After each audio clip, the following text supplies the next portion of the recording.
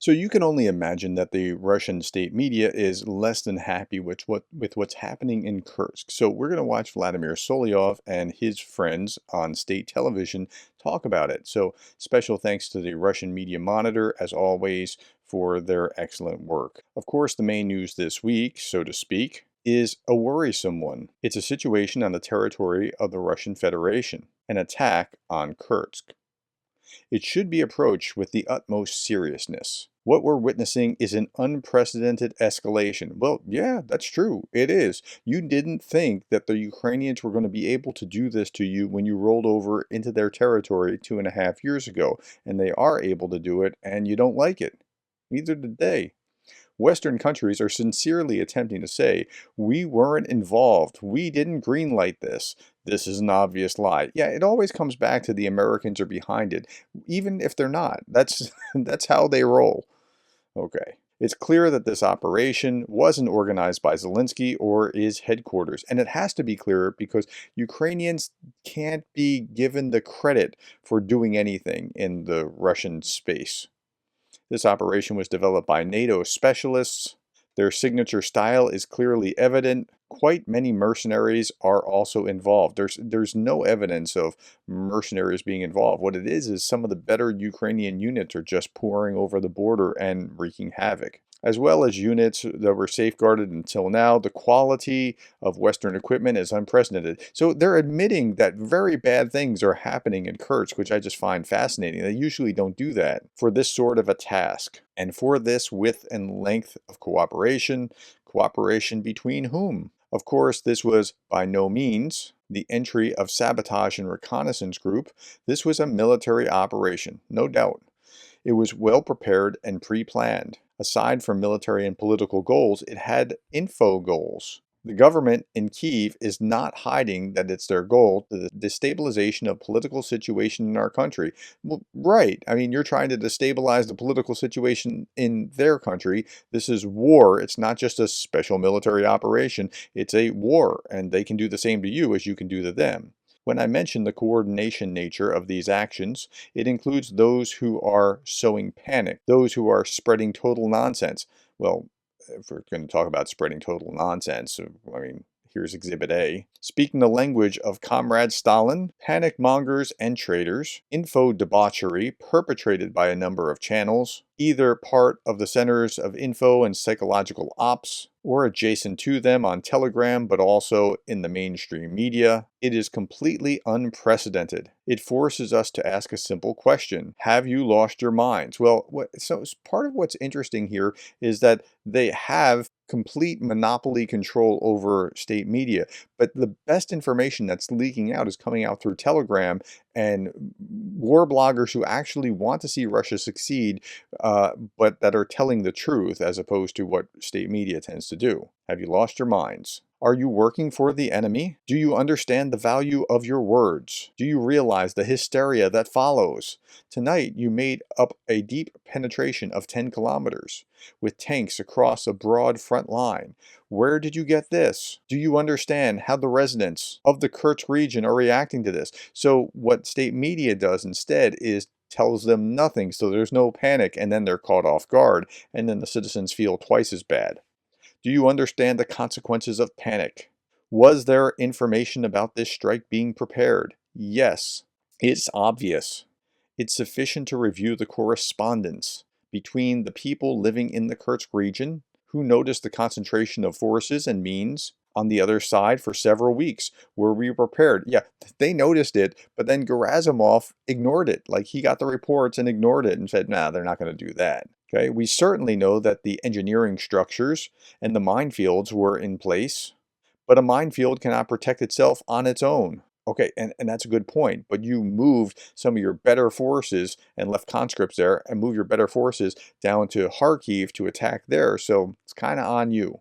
What happened demonstrates that someone somewhere didn't do their job. True. Where and how, that's a question for professionals. They have to give a clear and precise answer.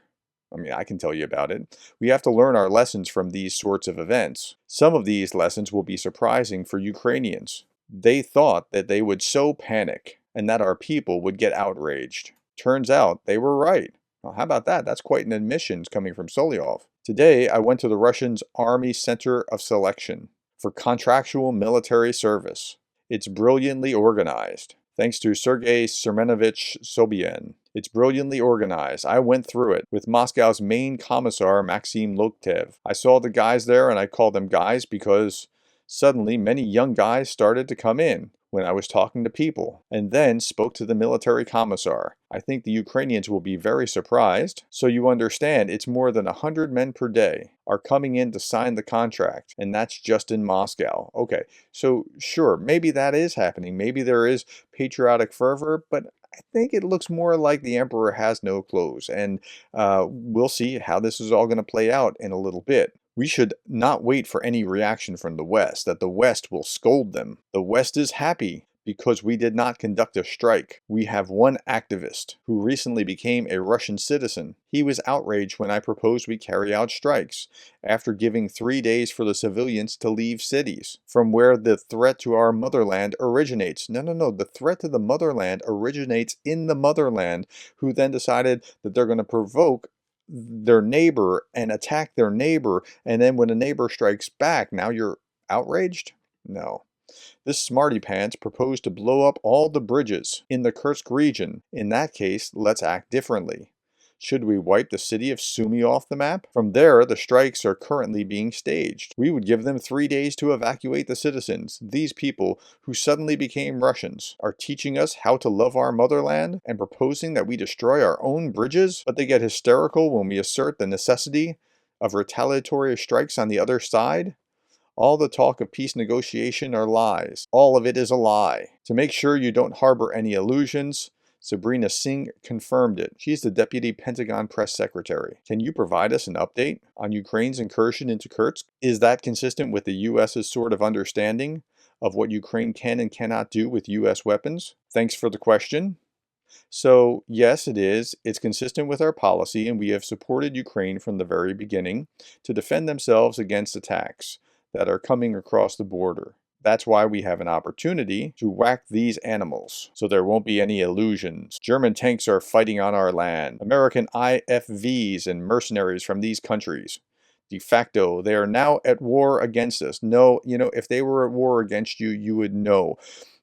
They are not at war, except in your mind, against you. That doesn't mean that our reaction should be nervous and hasty. We should clearly understand all that is happening with an approval from NATO countries. We have to understand this with total clarity. An invasion of the territory of the Russian Federation took place. Based on our military doctrine, our response can be very severe. Very severe. Well, shouldn't another country be able to have a very severe reaction to your invasion of their land, your destruction of their land?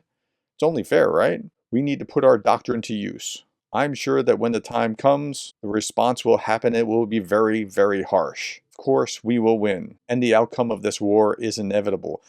It might be, but it might not be the outcome that you think it is. The Russian population en masse has a question. Why didn't we squash the heck out of all of them in 2.5 years? That's actually a great question for him to raise. I mean, that is a good question. Like, you've had 2.5 years. The Ukrainians have only been at it for 7 days in your country. Why didn't we create a single problem for Ukraine's Western sponsors? Not one. I'm not talking about nuclear strikes. This step requires high level of responsibility. But in 2.5 years, we have not created a single problem for them. Name one problem, even one tiny one, that we have created for Europe and the US. Again, why are they attacking the Europe and the US instead of just being overwhelming to Ukraine? It's because you couldn't. It's because you couldn't overwhelm Ukraine. And the problems for the Europe and US, you're worried about retaliation there too. As much as you're talking all this tough talk, you're worried about that too. There are none at all. Absolute impunity, 100% impunity, an opportunity to conduct experiments, including the current one. This is the question people have. I'm not talking about nuclear weapons, but one thing should be understood. Now or even in the future, Russia can't prevail in a conventional war against NATO. Wow, he actually said that. That's pretty impressive that he said that. Like, That is true. They can't. We just don't have the capability. It just isn't there. This is exactly what they want. No, it's not what they want. It is not at all what they want. Never. Don't even think about it. Keep collecting donations for motorcycles, dune buggies. Maybe we should even get hang gliders. We should get collection donations for nukes.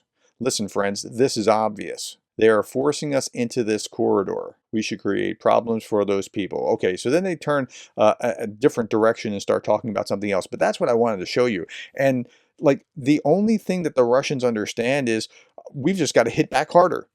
Like that's the only language they understand. And if that's the only language, they need to be hit back harder so that they understand this needs to stop. All right, tell me what you thought about what you saw here. Thank you for your time, and thank you for the likes and the shares and the subscribes, and thank you for being the kind of person that cares about Ukraine.